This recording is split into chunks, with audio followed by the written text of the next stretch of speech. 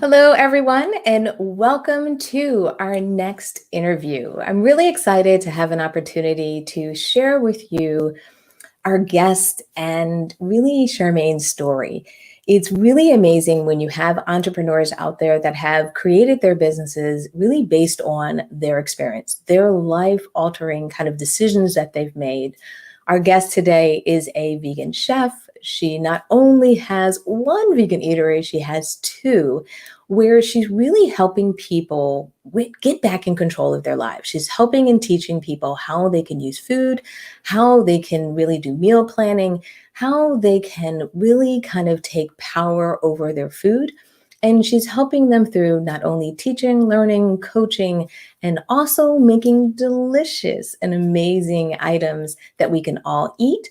But also, we're going to talk today about how Sherimane has flexed, how this environment has changed the way that we see the world, from the pandemic to some of the challenges we see right now in society. And we're going to talk today and kind of have a candid discussion about what it's like to be an entrepreneur in the space, what it's like to create a vegan business, and what it's like to really live in this time where we're all trying to build and bring our communities back together. So without further ado, I'm going to officially introduce our guest today, Sherimane Johnson. Sherimane, thank you so much for joining us today. Hello, Stephanie. Thank you so much for having me. I'm happy to be here. Great. So let's give people a little bit of background about yourself. Let's give them a little bit of background about your business so that we have that foundation and we can build from there. So first, let's talk about being vegan. How long have you been vegan? And maybe give us a little bit of insight into your vegan story, especially since as I've been learning about you and reading your bio, your business is really found from your own experience. Absolutely. So I'm a former type 2 diabetic. I've been vegan for 9 years. My grandmother was an insulin dependent diabetic, and when she passed away, she had 16 medications. Wow. So when I was diagnosed as diabetic, I was, overweight, stressed, single mom. And I went and followed all the dietitian orders, what not to eat, what not to drink. And the medicine that they were giving me was making me sick. I was on metformin, statins, and water pills. Okay. And I really was kind of concerned about having to get my kidneys checked every 3 months because it didn't make any sense that if a medication was kind of quote unquote healing my diabetes, of which I've learned much later that that's not what it does, why would my body break down every 3 months? But in the meantime, I had always been the family chef, cook, baker. Whenever there's like functions or parties, everybody comes to my house. I was And calling my you. kids, and my kids were used to like bake goods every week. Like even when I'm stressed, I come home and I bake. And I've been an IT consultant for 20 years and I've lived in a lot of different places. So every place I go, I cook. And when I learned how to cook a little easier, no white sugar, no white flour, I started doing farmers markets, just making healthier cookies. And one of my customers at Jacobi Hospital in New York, I'm from New York, passed me by and said, I can eat your items, but I'm dairy free. I can't have any kind of dairy. I said, well, what is that? So I did some research to find out what it is. I wanted to eliminate all barriers to my product because ultimately I wanted to help us eat healthier. Oh, I found out what it was to eat dairy free and meat free. I changed all of my recipes and then started experimenting on my own body just by eliminating more meat and more dairy and looking to see if I was getting a change in my blood sugars. And the doctors would say, oh, you're doing so well. Continue to take that medicine. I'm like, well, I'm not. After a while, I stopped telling them because they didn't believe me. But they were also telling me if I didn't take it, it's a terminal illness. You're going to die if you don't take this medicine. So I learned that I didn't have to do that. And, where we come from in New York, it's each one teach one is one of the things that, the old heads say to us all the time. And I feel like if the universe provides you with a gift, it's our responsibility to share it. Yeah. So my goal, once I knew how to eat better and do better, was to create businesses that could help us understand, one, that it's delicious, because a lot of people think vegan is a potato or French fries or salad. And two, that it can be approachable. And it needs to be delicious enough that people want to make the transition. So it has been like sort of my life's work for the last 10 plus years to help people understand that this transition is easy to do. And if you eat it, you will be healthier, because I've been medicine free for 9 years. Perfect. And I love that. I love when we're able to live as kind of examples of our own kind of beliefs, as examples of a person who had type 2 diabetes, and you kind of empowered yourself. You sat down and said, how do I do it? What can I do? Can I take things out? And I also like that you were getting the blood work. You were working side by side and evaluating how that changed and how that impacted you. So I think as a lot of people are either watching this, whether you are vegan, not vegan yet, have a vegan cousin or friend, the idea is that many of us have different journeys and different paths as it kind of takes us to this place of becoming vegan. But I really love how you've taken that passion and turned it into a business and a way to help people. Yeah, I mean, the why is important, because, you know, why give away? Why change your life? Why take the sacrifice of not being with your friends and family, eating like everybody else? You know, having to go to restaurants and not really having anything to eat. It's a huge sacrifice being a vegan. For me, the why was my children, because at the time they were 9 and 10, and everybody that I knew that was a diabetic was not thriving. All diabetics I know, been diabetic for 14 years. I probably would have been in dialysis by now. Wow. So I didn't know anybody who was like living with it, like a regular life. Yes. And I couldn't leave my kids an orphan. So it was a choice between like the Twinkie, which is easy, or like me figuring out how to like live a healthier life so that, you know, I could be there for them. And then eventually it got to be, well, if I could do it for myself, then maybe other people would want to hear what I have to say and do the same.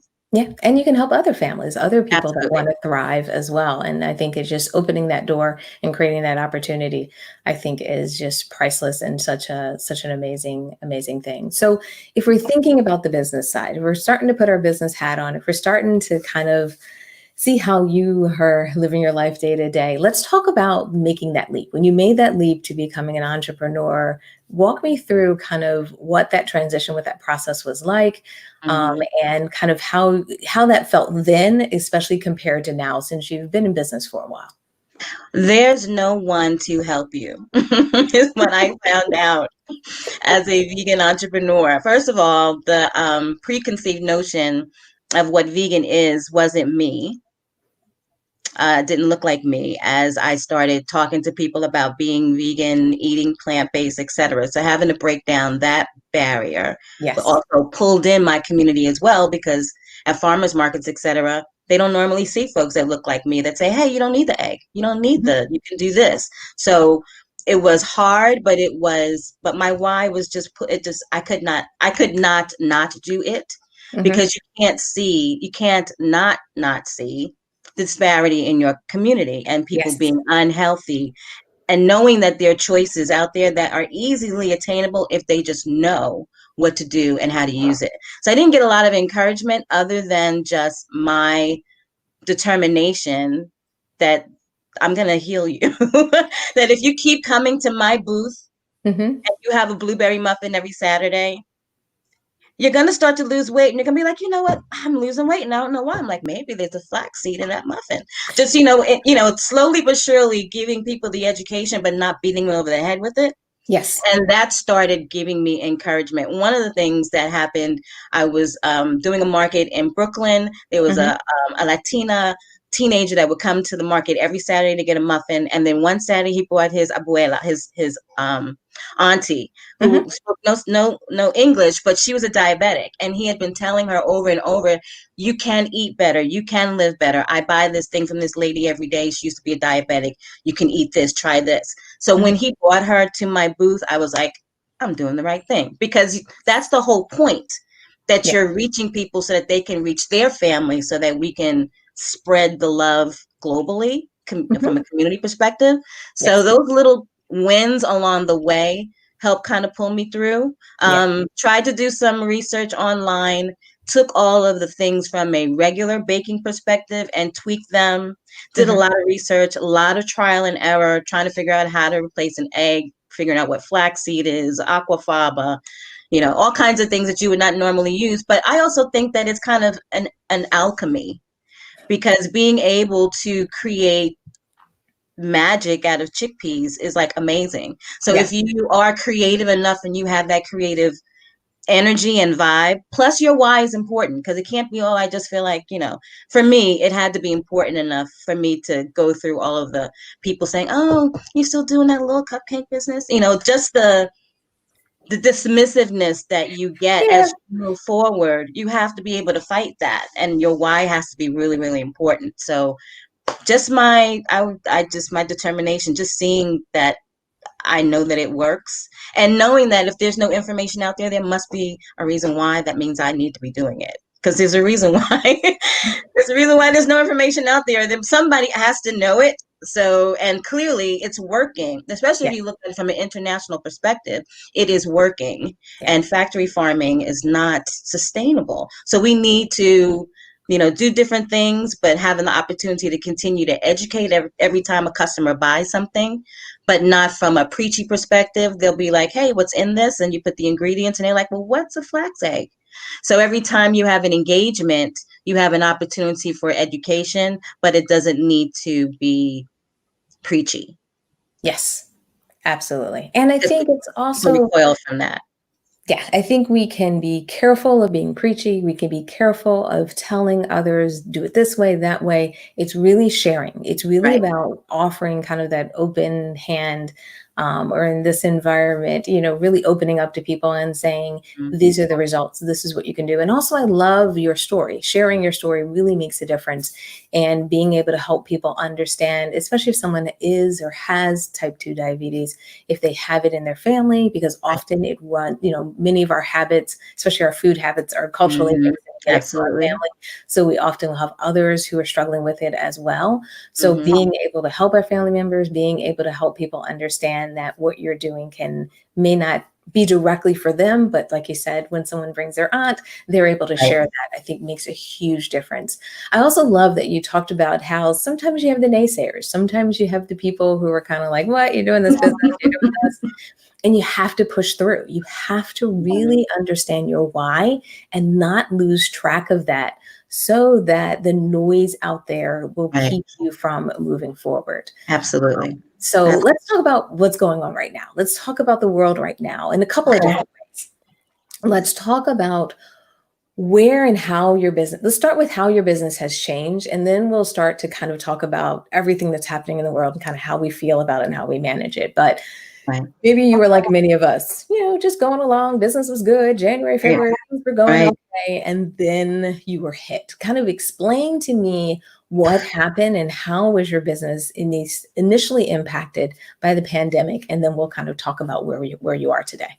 So we've been doing vegan food festivals up and down the East Coast for the last 6, 7 years. We constantly get invited. The largest one we go to is Vegan Dale in New York on Randall's Island, and so we're usually booked by April into October. Okay. And we were booked April. We had 2 events every single month from April to October in February. And that's like 80%, 85% of our event business. So all that's gone, no events. Yes. For us, it's a community reach out, because vegans are just the happiest people when they go to a food festival, because they just don't normally get a lot of food, and they're just so happy that you are there and so appreciative, and then everybody is of the same communal mindset. So it's just a great, awesome, I love vegan food festivals. So we don't have any of those this year. Mm-hmm. Heartbreaking. Yes. In Philadelphia, they closed down all of the restaurants, so you can only do takeout or curbside pickup. The kitchen that I work out of is closed because of that. So we had a weekly meal prep business, and for about 2.5 years, we make breakfast, lunch, and dinner every week. We have about 100+ customers, maybe 20 orders a week. They place their orders on Tuesday, they get their food delivered on Sunday, and it's all 100% vegan. So our customers have been used to eating food for 2 years without having to worry about, okay, I know I need to eat healthy, but I don't know how to make like lasagna out of lentils. Can you help me? Mm-hmm. So that kind of They've come to stopped. rely on you. I think that's the piece, is that they come to rely Yes. on you. This is something they're eating. It's helping them take better care of Yeah. ourselves. And all of a sudden that stopped. So Done. that And I left can your see the customer. progression in my customers. They have lost weight. They give it to their children. They ate it when they were pregnant. So I know that what we do is integral to their lives. Yes. So that stopped. So now we're trying to figure out, well, how best can we serve you? And we've done some surveys and sent out some emails and got some feedback from them about what they need, not what I think they need, but what do they actually need right now. A Yeah. lot of them have food in their pantries that they don't know what to do with. They heard that eating plant-based is what you should do, so they bought teff and vital wheat gluten and chickpeas, and they're like, my Like, kids are it's still in my hungry and I closet. don't know how to make seitan. What am I supposed to do? So they're asking for recipes, they want cooking classes, etc. So we're kind of pivoting to give them what they want so they can be more self-sufficient and sort of adding the meal plan in. But we're really trying to, and then also, being part of the community and figuring out what the community needs in regards to food and how else we can partner with like Peace Advocacy Network, which is one of the organizations that I partner with here in Philly, and doing demo classes to teach people how to cook. So we're continuing to do some of that stuff so we can keep our customers engaged and organized. They get these CSA boxes with fruits and vegetables that are free now because we're having connections with the farmers, but they don't know what to do with the box of radicchio and iceberg lettuce and radish all at one time, but they don't want it to go to waste. But it's also awesome because now people are being kind of forced to eat healthier because of Yes. the lack of meat and dairy. So I'm Yes. kind of encouraged by that because more and more people are actually going to be healthier as a result of this unnecessary nonsense. And I think people are starting to see it as a viable option. They Yes. weren't maybe feeling like you have to take, you're taking something away from me. I think people are starting to see, well, maybe I can do this, especially with many of us being home. We're starting to cook more. Yes. Get into that habit of cooking, get into that rhythm of cooking. And then also, I think one thing that's kind of a positive that's come out of a lot of what's going on is because we're doing a lot of Zoom calls and a lot of these things virtual, we're cooking with each other virtually. We're doing things that are allowing us to connect with each other. And cooking is starting to still bring us together, even though it will bring us together virtually. That I think is a great way for people to not only engage, go vegan, tiptoe their way into it and not feel so intimidating. Right. And then there's individuals like yourself that are looking at doing online cooking classes, creating that virtual kind of not only business model, but also that avenue so that people can teach and up their game. They can start to incorporate some of the things that they love, because I think that's one thing that people struggle with is how do I veganize A, B, and C? Because this is what my mother made, my grandmother made. This is a part of my culture, and I'm looking for a vegan substitute. Right. Absolutely. Absolutely. So, really excited. We have one person that's giving you some shout outs here. We have Antonin from New York. They were just talking about, I'm going to put the comment here on the screen, just getting a little greetings from New York. So I wanted to make sure you saw some of that vegan love. Thank you for the vegan love from NYC. Awesome. Yes. It's so Been here for like 23 years. I'm 55 and I'm sure you look awesome. Thank you, Antonio. That is so great. Antonin was just making some questions as well about, a lot of the things are canceled, like you were saying. Yeah. So it's really heartbreaking that a lot of things that have been happening in the vegan movement, in the animal rights movement, a lot of this stuff is canceled. And it's just, it breaks your heart that we're not able to not only come together, but some of those channels that we were using to raise awareness. Yes. We don't have at our fingertips anymore. So I just wanted to share that. We also have Vegan Jeffrey. He just said hello. Just wanted to make Vegan sure Jeffrey. we saw that. So I get excited when we have people commenting. So if you are watching this, whether it's live or if you're watching this recorded, definitely post your comments in there, because we will always go in and respond. So let's talk about where we are today. Our world has been impacted by the pandemic. Our world has been impacted by, our families, our friends, especially with something like Corona that is impacting people from a health standpoint. Also, our communities are being impacted differently from the pandemic, but also we have some challenges right now. Where if you're willing, maybe we'll spend some time talking about it, because think it's important, and I think it's important for people to understand as vegans, as entrepreneurs, as African Americans, that these things matter to us, and these are Absolutely. things that are important for us to stand behind. So maybe just talk about kind of how everything that's happening in the world, how is it either impacting you, or if you have a message out there for some of our viewers, what would that message be? I'm thinking that I'm wondering how we as a vegan community could stand up or speak out in relation to injustice, because we speak out in regards to injustice for animals. We speak out in regards to injustice to the environment. We are vegans for health.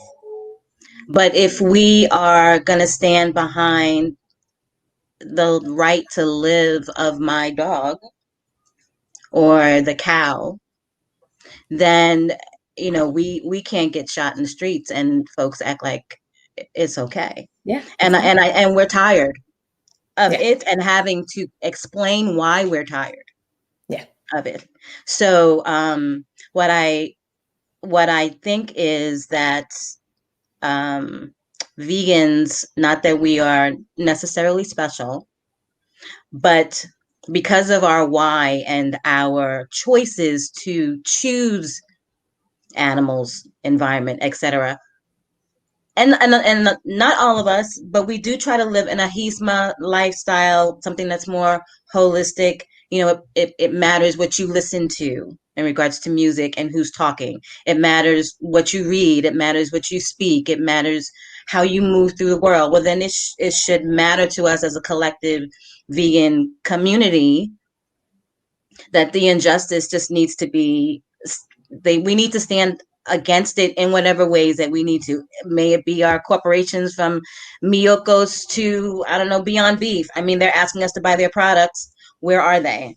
And even from a community perspective, we're doing what we're doing by feeding our people, but you know we need voices that are louder and that can, and because the vegan movement is moving and becoming wider and wider globally, and even the feedback that we're getting from our partners over the pond, London, UK, Netherlands, about protesting on our behalf, talking about what's happening in our country. And they have a wider proliferation of veganism in their, I mean, some of their public schools are totally vegan.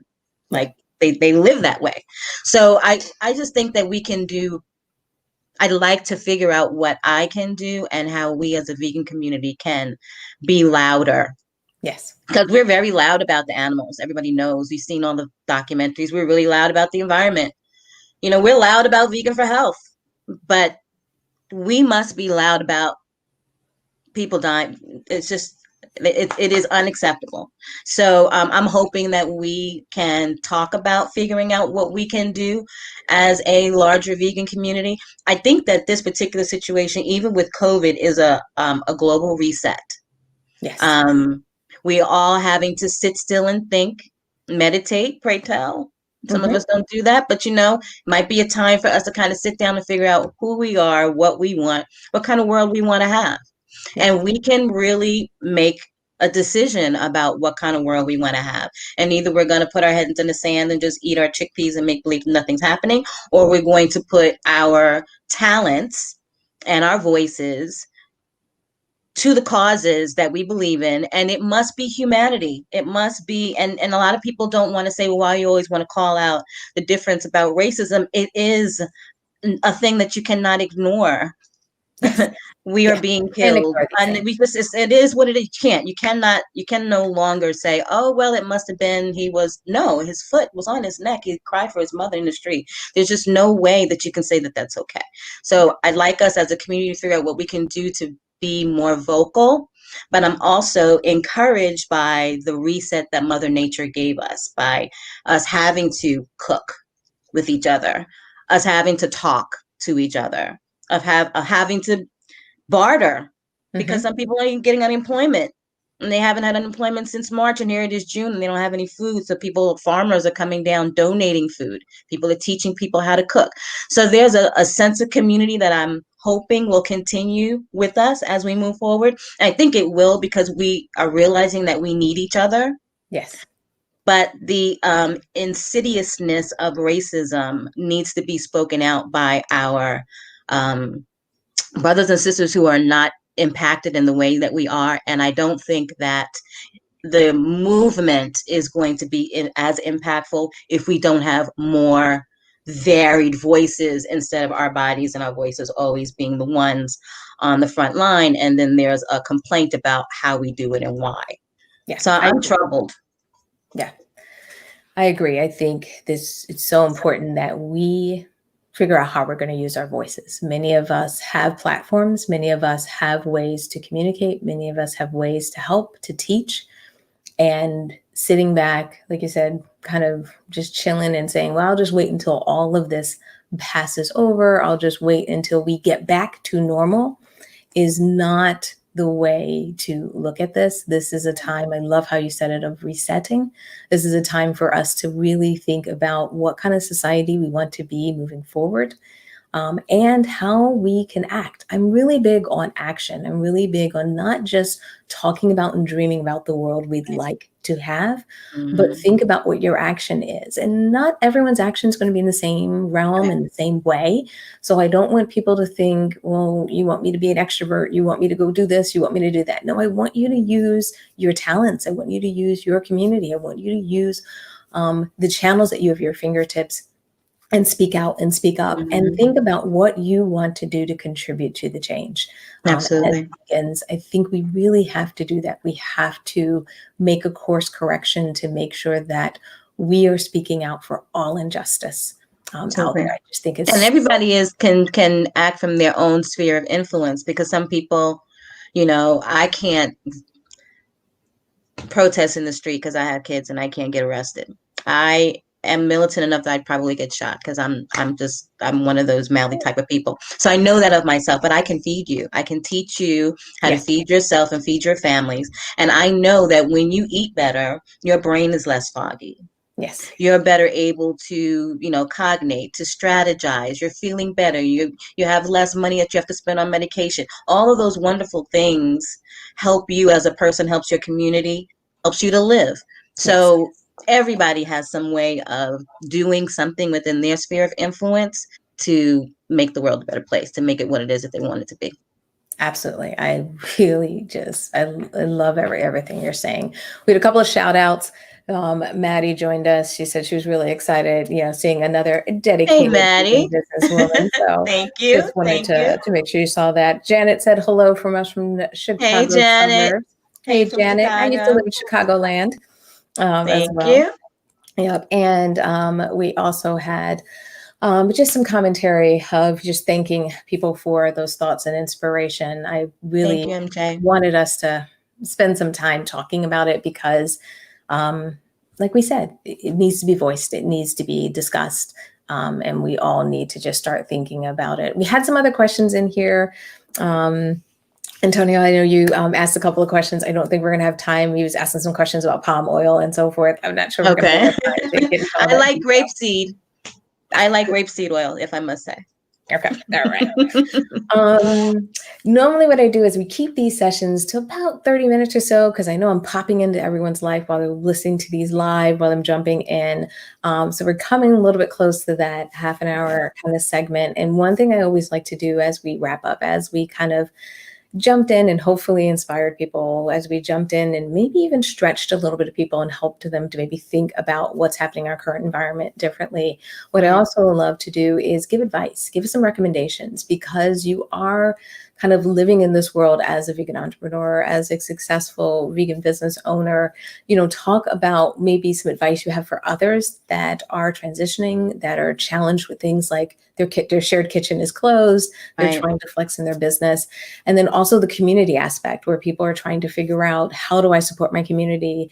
I may not be able to protest, I may not be able to do these things, but not getting caught into what you can't do and starting to think about what people can do. So if you have any, I know I give you a wide list there, but if you have any recommendations for anyone who's watching, who's listening, on what they can do now and what they should be thinking about, especially as you look back, and some things in hindsight, but also as we're living day to day now, as we're seeing the headlines, what would that be? I would say it's really important to get centered. So one of the things that I do before I even start my day, and it's a habit that I started in the beginning of being a vegan because I had to sort of document the feelings that I was getting about really wanting that Popeye's chicken, but I just can't have it because I know, and I had to write it down. I had to like find a way. So journaling and meditating, at first I was like, oh, that's not really necessary, but I do find that it has helped me over the years just so I can get centered enough to deal with whatever it is that's going on in my day. Um, it's real, besides eating, Mm-hmm. veganism is not necessarily just food. And I think that's going to be the name of my course. Vegan is more than food. It's not just what you consume in your mouth. It's all like, don't look at TV all day because the consumption of all of that negativity all day is not going to make you not want to cook.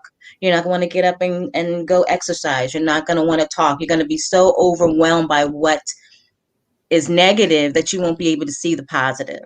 So be careful what you let in your cipher, number one. Okay. Um, it's a journey.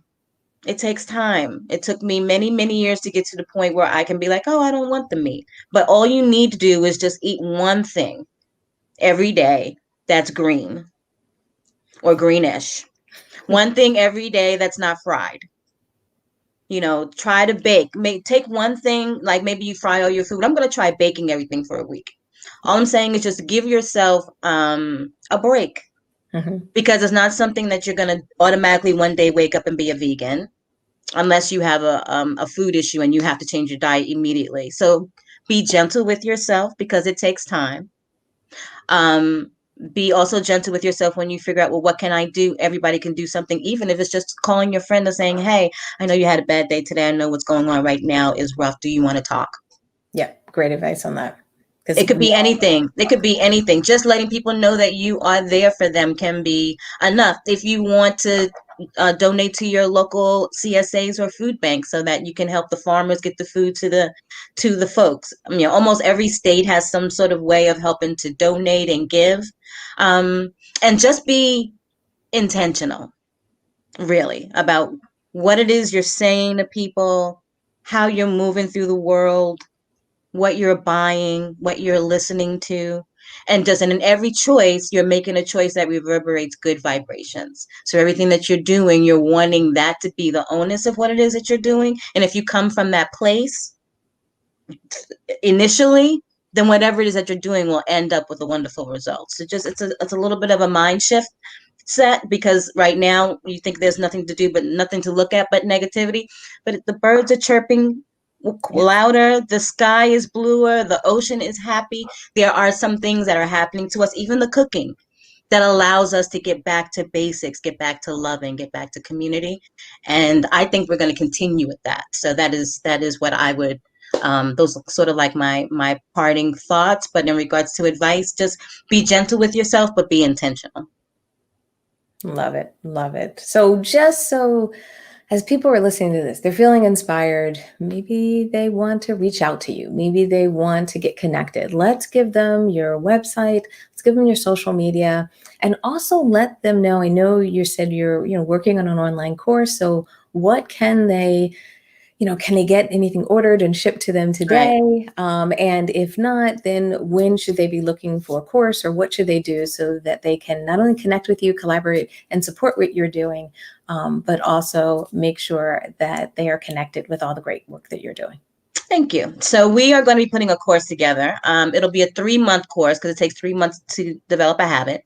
And it will take you from understanding what the various food genres are, from vegan to pescatarian to flexitarian to omnivore, whatever it is, because a lot of people don't know the differences, to being able to cook on your own, to knowing how to put your pantry together, understanding herbs and spices, micro and macrobiotics, all of those things that at the end of 3 months, you're better equipped to be confident enough to cook food on your own. And if someone asks you, why are you a vegan? What is this vegan thing? You can speak about it because you've chosen which one of these sort of communities you aspire to based on your reasoning for being a vegan. So that course is going to be ready sometime in July. Night Owl Vegan is the www.nightowlvegan is our weekly meal delivery service that has stopped or has been halted, but as a result or as a package with my meal service, with the cooking class, some of my customers, especially the local Philadelphia ones, will have meals included in their packet in their classes so that they don't have to cook it. They just get it, eat it, and learn how to do it on their own. So the meals will be part of something, but not as much as it was before. Okay. And we were going to open up a cafe before this happened. There's more and more emphasis on trying to do something takeout in Philly. I'm not sure yet, but I will let my customers know about that. And for the Naturally Sweet Desserts, which is our dessert business, I have a catering order today for somebody's birthday. I have to deliver tomorrow. So customers call me and say what it is that they want, and then I make what they want. Now, Philadelphia, I can deliver, but we do not ship now, obviously, because it'll take you a year and a day to get it. By the time you get it, it's stale. So everything that we do so far from a food perspective is locally, but our online class will be global. Perfect. That is great. So anyone in Philly, please, please, please make sure you're supporting Sherimane and her businesses. Also, social media, they can get you on Instagram, Facebook. Yes, Instagram is Sweets Baker, SWEETZBAKER. Facebook is Natural Sweets Baker. Twitter is Vegan, the N Delicious. And I used to have a Instagram Night Owl Vegan page, but they took my page, so I don't have that anymore. I know, I have 500 followers, and now it's gone. So yeah, that's how you can reach out to me from. And I also have a podcast called Why We Vegan. Mm-hmm. And the reason for the podcast, I did a couple of interviews to kind of figure out why people veganed. So we've got like 4 or 5 interviews there, but we also have interviews about 5 immunity boosting foods that can help you in COVID, 5 ways to get rid of your stress during COVID, how to shop while vegan, things of that nature. So if you go to Why We Vegan on Buzzsprout, you can listen to our podcast, and we've got a bunch of information up there as well. Perfect. And we'll make sure we send out the link as well to the podcast. That is great that you're doing it. So thank you so much for taking Thank you. I appreciate the opportunity to speak with everyone, to share how I feel about, I love this community. Being vegan has literally changed my life. And I'm just so overjoyed with the opportunity of being able to share that message with more and more people, and looking forward to seeing us become healthier as a planet as a result. Absolutely. Thank you so much. Thank you, everyone who joined us. Antonio, MJ, Maddie, Janet, Vegan Jeffrey. Sorry, I'm scrolling through as fast as I can. Anyone I missed, I will post in the comments as well. Thank you, everyone. Yeah. Thank you. Thank you. Have a great day.